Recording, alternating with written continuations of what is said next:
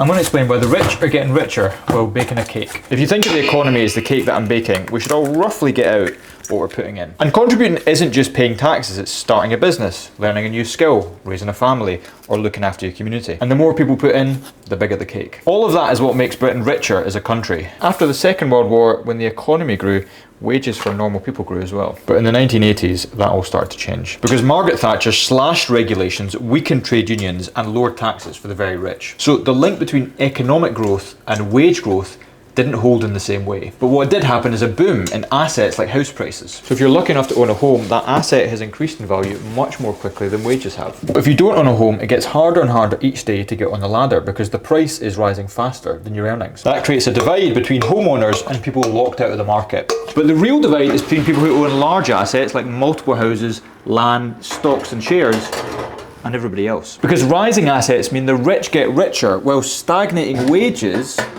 mean the average person isn't getting better off. That's why there's a boom in unimaginable luxuries at the same time as food banks are expanding.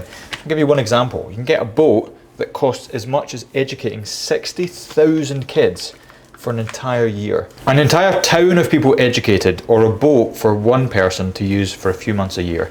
How can that possibly be fair? To be clear, I'm not against someone starting a business and becoming successful. I just think the widening inequality is harming the fabric of our society. Taxation is a good example of that. We have got to find a way to tax wealth. But right now, the super rich can just play countries off against each other. So if we hike taxes on wealth, they can just leave. So you have this absurd system where entire countries are having to basically bid against each other to attract a small number of private individuals. So governments around the world need to work together to deal with the problem that we all have, widening inequality and a class of super rich people who just don't pay enough tax. It won't be easy, but we really don't have a choice. Otherwise, society, I think, just stops to function properly when there's a small number of people who play with different rules from anyone else and have more money than anyone else.